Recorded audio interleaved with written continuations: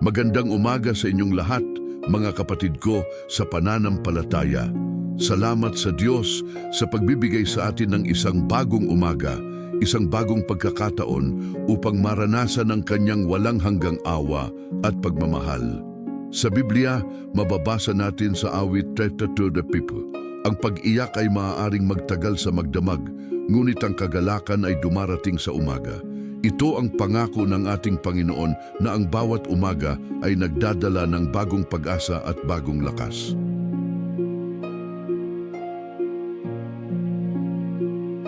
Naaalala rin natin ang salita ng Panginoon sa Jeremias 33:2. Tumawag kayo sa akin at sasagutin ko kayo at ipapakita ko sa inyo ang mga dakila at mahiwagang bagay na hindi ninyo nalalaman.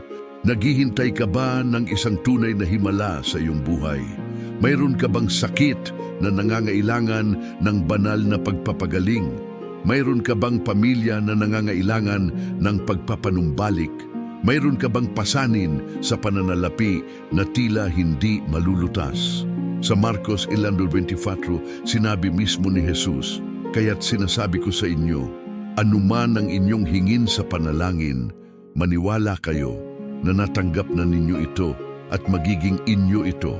Makinig ng mabuti hanggang sa huli, dahil sa panalangin ito ay matutuklasan natin kung paano makatanggap ng mga himala ng pagpapagaling at banal na paglalaan sa pamamagitan ng makapangyarihang panalangin ito. Kaya, mga kapatid, ihanda ang inyong mga puso. Maghanap ng isang tahimik na lugar, iunat ang inyong mga kamay at samahan ako sa panalangin ito. Magsimula tayo sa pangalan ng Ama at ng Anak at ng Espiritu Santo. Amen. Panginoon naming mapagmahal, sa liwanag ng bagong umaga na ito, lumapit kami sa iyong presensya na may pusong puno ng pananampalataya at pag-asa. Nais naming ibuksan ang aming mga puso para tanggapin ang iyong mga himala at pagpapagaling na nakalaan para sa amin. Alam naming ikaw ay Diyos ng mga imposible, ang Alpha at Omega, ang simula at wakas ng lahat ng bagay. Sa oras na ito ng panalangin, hinihiling namin na ang iyong banal na presensya ay bumaba sa aming mga tahanan, sa aming mga pamilya, at sa bawat sulok ng aming mga buhay. Tulad ng sinabi sa awit 46:5, ang Diyos ay nasa gitna niya, hindi siya matitinag. Tutulungan siya ng Diyos sa pagsikat ng umaga. Panginoon, handa na kaming tanggapin ang tulong na ito mula sa iyo. Diyos na makapangyarihan, kilala namin ang iyong kadakilaan at walang hanggang awa. Sa mundong puno ng mga pagsubok at kahirapan, ikaw lamang ang aming sandigan at kanlungan. Nais naming ipahayag ngayong umaga na walang sakit na hindi mo kayang pagalingin, walang problema na hindi mo kayang lutasin, at walang sitwasyon na hindi mo kayang baguhin. Ang iyong kapangyarihan ay lumalampas sa lahat ng pangunawa ng tao, at ang iyong pag-ibig ay walang hanggan at walang kondisyon. Kaya naman, sa simpleng pananampalataya ng isang bata, lumapit kami sa iyo ngayong umaga.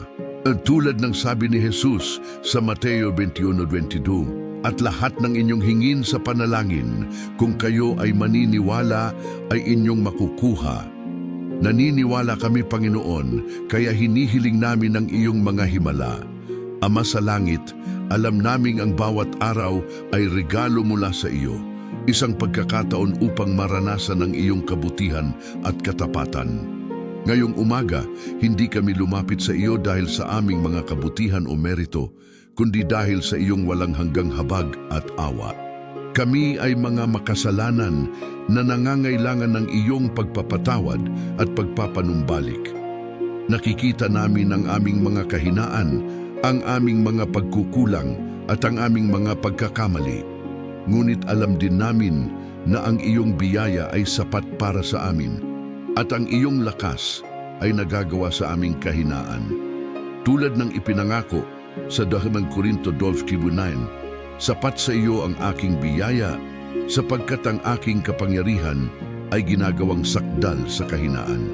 Panginoon, gawin mo kaming instrumento ng iyong kapangyarihan ngayong araw na ito. Makapangyarihang manlilikha, sa sandaling ito, inilalabas namin sa iyong harapan ang lahat ng aming mga pinagdaraanan. Ang mga sakit sa katawan na nagpapahirap sa amin araw-araw, ang mga emotional wounds na nakabaon sa aming mga puso at ang mga spiritual battles na kinakaharap namin. Alam naming ikaw ay Diyos na nakakakita ng lahat, na nakakaintindi ng bawat luha na pumapatak mula sa aming mga mata at na naririnig ang bawat daing ng aming mga kaluluwa. Hindi ikaw isang Diyos na malayo at walang pakialam, kundi isang amang malapit at handang tumulong. Sa awit 30:82 sinasabi, ang Panginoon ay malapit sa mga pusong wasak at inililigtas niya ang mga durog, ang espiritu. Panginoon, malapit ka sa amin ngayong umaga at hinihintay namin ang iyong pagliligtas. Panginoong Hesukristo, dakilang manggagamot, lumapit kami sa iyo na may ganap na pagtitiwala na ang iyong kamay ay may kapangyarihang magpagaling. Nakita namin sa Ebanghelyo kung paano mo pinagaling ang mga bulag, binuhay ang mga patay, nilinis ang mga ketong at pinawi ang mga sakit ng maraming tao. Ang mga himala na iyon ay hindi lamang para sa mga taong iyon noon, kundi para din sa amin ngayon. Ikaw ay pareho kahapon, ngayon at magpakailanman ayon sa Hebreo 13:8. Ang iyong kapangyarihan ay hindi nabawasan at ang iyong kagustuhang magpagaling ay hindi nagbago. Kaya naman, hinihiling namin ngayong umaga, Panginoon, kung nais mo, maaari mo kaming pagalingin. Naniniwala kami na sa iyo walang imposible. Hipuin mo ang aming mga katawan ng iyong banal na presensya at dalhin ang tunay na pagpapagaling. Diyos ng Israel, tulad ng inyong bayan noong unang panahon na naghintay ng inyong mga pangako, kami rin ay naghihintay sa inyo ngayong araw na ito. Naghihintay kami ng breakthrough sa aming mga buhay, ng solusyon sa aming mga problema at ng pagbabago sa aming mga kalagayan. Alam naming ang iyong timing ay perpekto at ang iyong mga plano para sa amin ay mas mataas kaysa sa aming mga iniisip. Sa Isaiah 55:8-9, sinabi mo, ang aking mga iniisip ay hindi mga iniisip ninyo, ni ang inyong mga lakad ay aking mga lakad. Panginoon, nagtitiwala kami sa iyong divine timing. Kahit hindi namin nauunawaan ang lahat, naniniwala kami na ikaw ay gumagawa para sa aming kabutihan. Pagpalain mo kami ng pasensya habang naghihintay at palakasin ang aming pananampalataya habang inaasahan ang iyong mga himala. Banal na Espiritu, ikaw na tagapagtanggol at tagapaglibang, pumarito ka sa amin ngayong umaga. Punuin mo ang aming mga tahanan ng iyong banal na presensya. Alisin ang lahat ng kadiliman, takot at pangamba na sumasalanta sa aming mga puso. Magdala ka ng liwanag, kapayapaan at pag-asa sa bawat sulok ng aming mga buhay. Alam naming sa mga huling araw, ipinangako ng Diyos na ibibuhos ang kanyang espiritu sa lahat ng laman, tulad ng sinabi sa Joel 2:28. Panginoon, ibig naming maranasan ang outpouring na iyon ngayong araw. Buhusan mo kami ng iyong biyaya, ng iyong mga regalo at ng iyong kapangyarihan. Gawing instrumento ang aming mga buhay para sa iyong kaluwalhatian, upang makita ng iba ang iyong gawa sa amin at sambahin ka rin nila. Panginoon ng mga hukbo, ikaw ang aming tagapagtanggol laban sa lahat ng kaaway. Alam naming mayroon kaming mga kaaway na hindi lamang nasa laman at dugo, kundi sa mga espiritual na kapangyarihan ng kasamaan, tulad ng sinabi sa Efesos 5:9. Ngunit hindi kami natatakot, sapagkat ikaw ay kasama namin.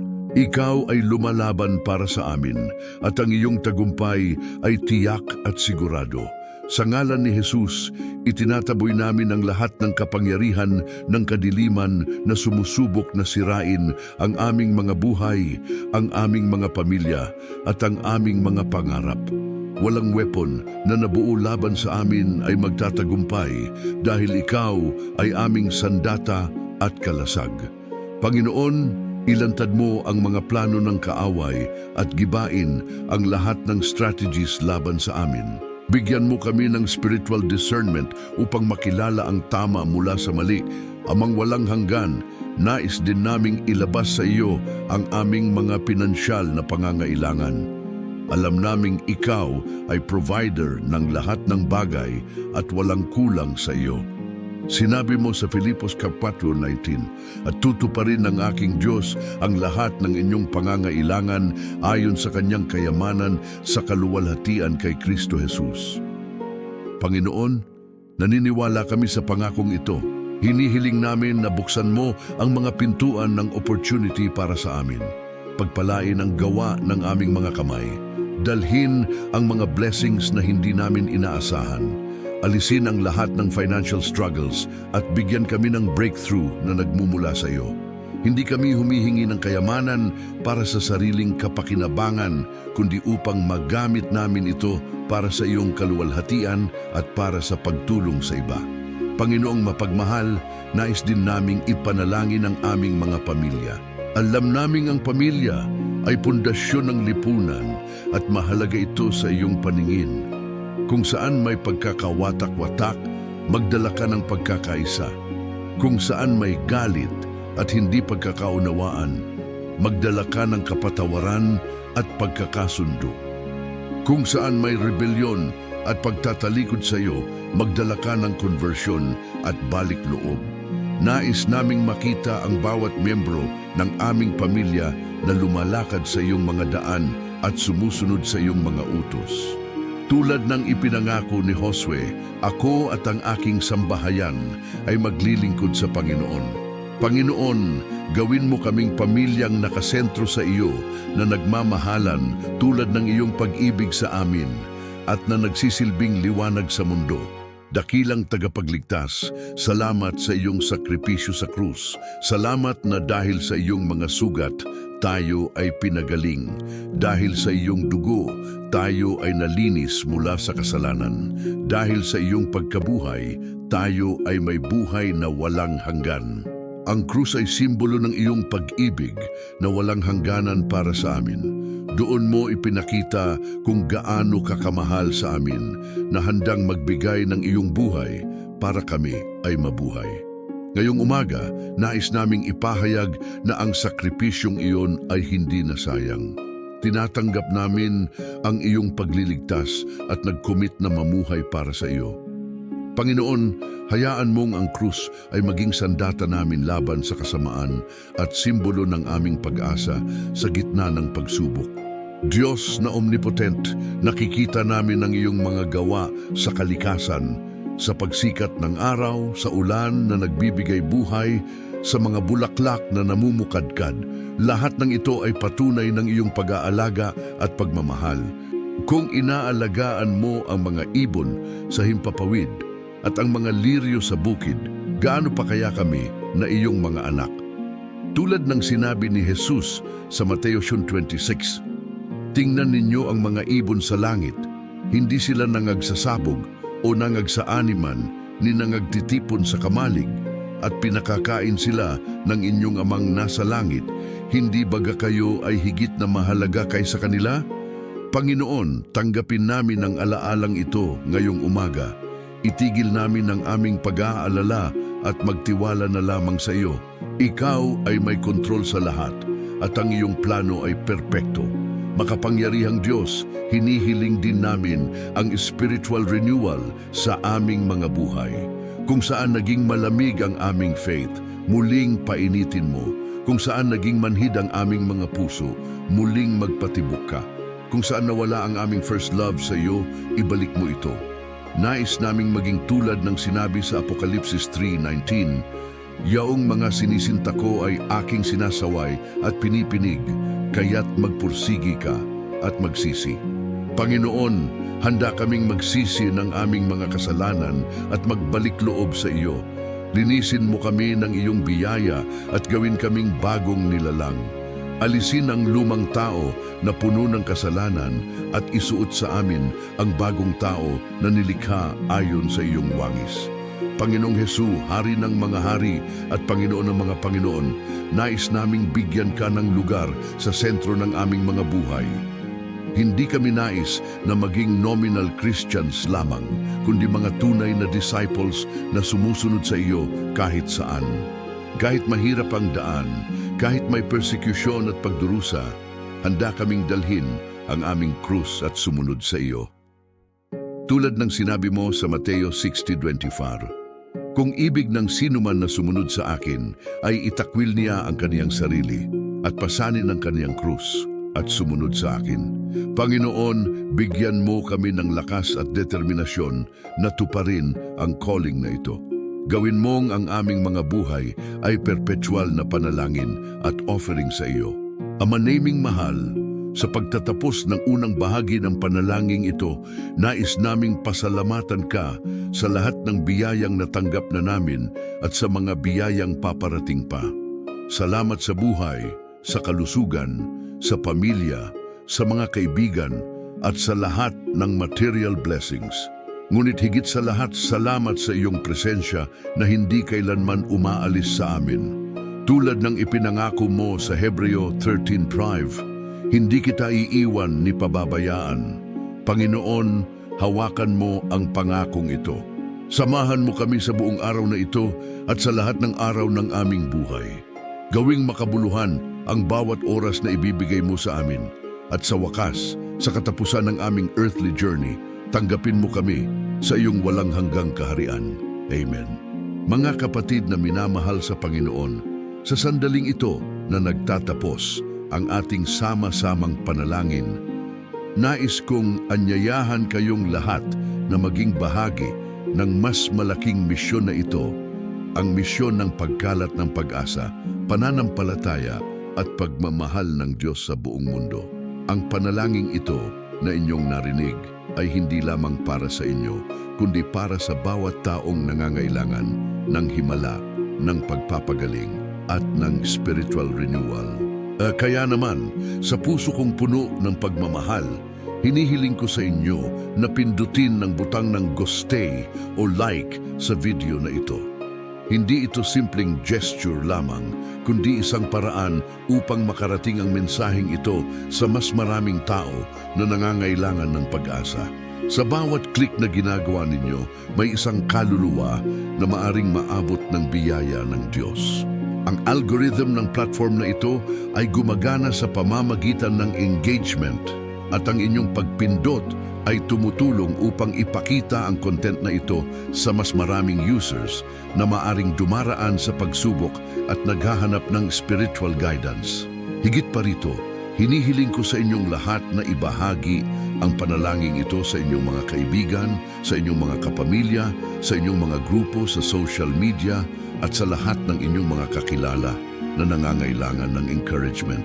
Ang pagbabahagi ay isang ministry, isang paraan ng paglilingkod sa Diyos.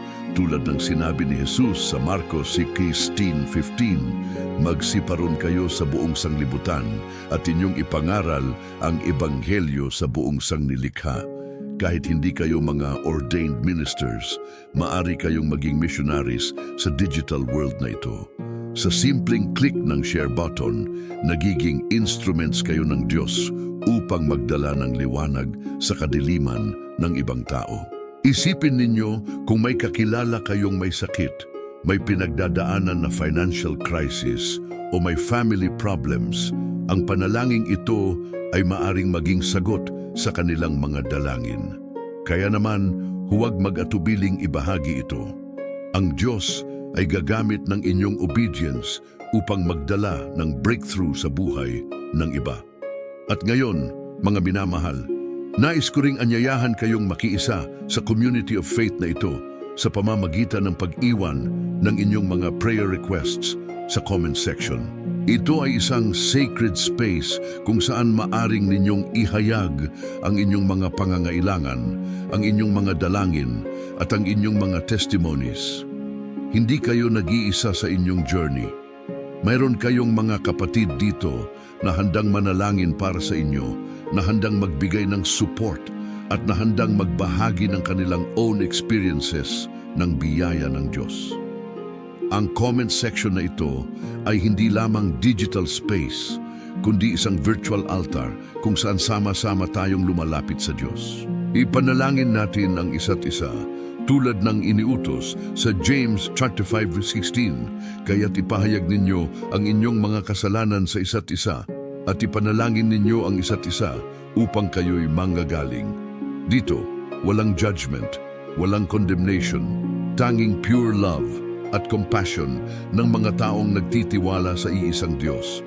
Nais ko ring hikayatin kayong magsulat ng isang simple pero powerful declaration of faith sa comments.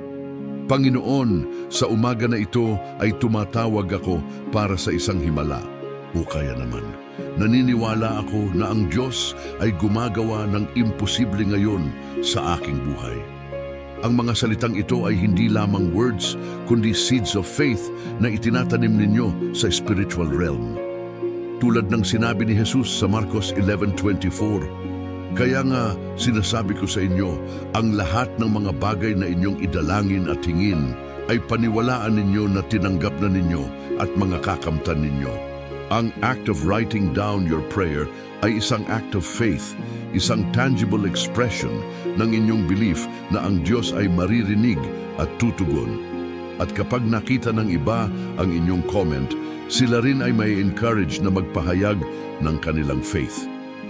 Ang simple gesture na ito ay may ripple effect na maaring magdala ng transformation sa maraming buhay. Bukod dito, kung hindi pa kayo subscriber ng channel na ito, hinihiling ko sa inyong pindutin ang subscribe button at i-activate ang notification bell. Bakit ito mahalaga? Sapagkat ang channel na ito ay hindi lamang ordinary YouTube channel. Ito ay isang spiritual refuge, isang digital sanctuary kung saan regular na nagbabahagi ng mga panalangin, biblical teachings, at words of encouragement.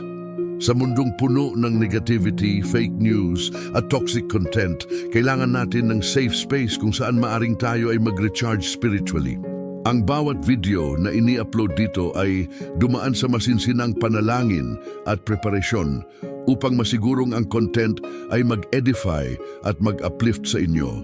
Sa pag-subscribe, sinisiguro ninyo na hindi ninyo makakaligtaan ang mga future videos na maaring maging instrumental sa inyong spiritual growth. Ang notification bell ay garantisado na makaka-receive kayo ng alert tuwing may bagong content upang palagi kayong updated at connected. Nais ko ring ipaalala sa inyong lahat na ang channel na ito ay mas higit pa sa platform. Ito ay isang perpetual tent of prayer.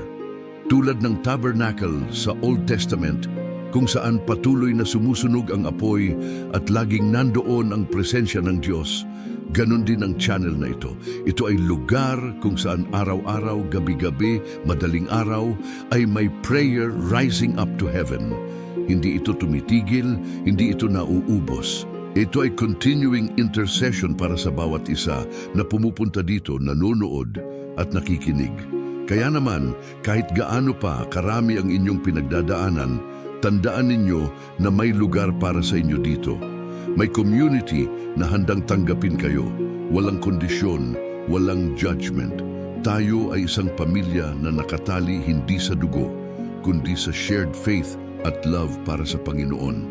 Ang presensya ng Diyos ay mananatili dito at ang bawat taong dumarating ay makakadama ng warmth ng kanyang pag-ibig.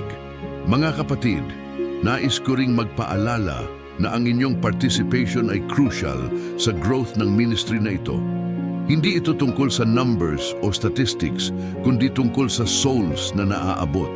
Bawat view, bawat like, bawat share, bawat comment, lahat ng yan ay may eternal significance. Maaring iniisip ninyo na maliit lang ang contribution ninyo, pero sa mata ng Diyos, malaki ang impact nito. Tulad ng feeding of the 5,000, kung saan ginawa ni Jesus ang himala mula sa 5 tinapay at 2 isda ng isang bata, ganun din ang ginagawa ng Diyos sa inyong small acts of obedience. Ang Diyos ay may capacity na mag-multiply ng inyong efforts at gawing instrumental para sa maraming blessings. Kaya naman, huwag kayong mag-hesitate na gawin ang inyong part. Ang Diyos ay nakakakita at siya ay mag-honor ng inyong faithfulness. At ngayon, habang patatapos na tayo, nais kong sabihin sa inyong lahat na ang Diyos ay tapat. Walang imposible sa Kanya. Ang himala na hinihintay ninyo ay paparating na. Ang sagot sa inyong panalangin ay malapit na. Hindi ko alam kung kailan exactly, pero naniniwala ako na ang Diyos ay gumagawa behind the scenes. Habang naghihintay kayo, manatiling matatag sa pananampalataya. Huwag magpapadala sa doubt at fear. Tulad ng sinabi sa Habakuk 2:3, sapagkat ang pangitain ay tungkol pa sa panahong takda at nagmamadali sa wakas at hindi magsisinungaling, bagaman nagluluwat ay hintayin mo, sapagkat walang pagsalang darating, hindi magluluwat. Ang divine timing ay perpekto. Ang delay ay hindi denial. Magtiwala lang kayo at patuloy naman ang palataya. Prophetically, nais kong ipahayag sa inyo ngayong umaga na ang taon na ito ay taon ng restorasyon para sa inyo. Ang lahat ng nawala, ibabalik. Ang lahat ng sinira, ipapanumbalik. Ang lahat ng ninakaw ng kaaway, ibabalik ng Diyos ng multiplied. Tulad ng ipinangako sa Joel 2:25, at aking pupunan ang mga taon na kinain ng balang, ng tipaklong, at ng uod, at ng peste, aking malaking hukbo na aking sinugo sa inyo.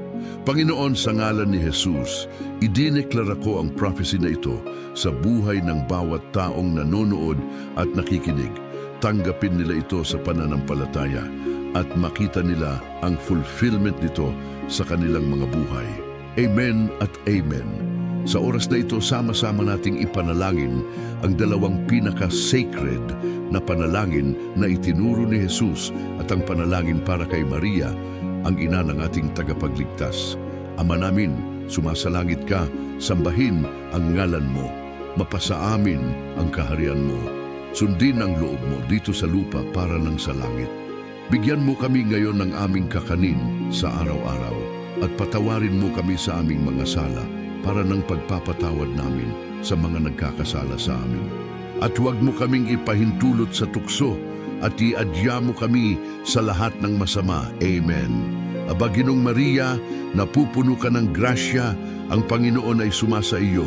Bukod kang pinagpala sa babaing lahat at pinagpala naman ang iyong anak na si Jesus. Santa Maria, Ina ng Diyos, ipanalangin mo kaming makasalanan, ngayon at kung kami ay mamamatay. Amen. Mga kaibigan, bago tayo magtapos, nais kong ipaalala na tayo ay nag-gathering ngayong umaga, hindi physically, pero spiritually. Tayo ay united in faith, in hope, at in love. At ang gathering na ito ay may power dahil tulad ng sinabi ni Jesus sa Mateo 18:20, sapagkat saan mayroong 2 o 3 na nangagkakatipon sa aking pangalan, ay nandoon ako sa gitna nila. Ang presensya ng Panginoon ay nandito, at dahil dito walang panalangin na hindi maririnig, walang luha na hindi makikita, at walang pangangailangan na hindi tutuparin. Samahan ninyo ako ngayon sa final declaration. Nag-gathering tayo ngayong umaga. Magga-gathering tayo muli at lagi tayong magkakasama sa ngalan ng Ama at ng Anak at ng Espiritu Santo. Amen.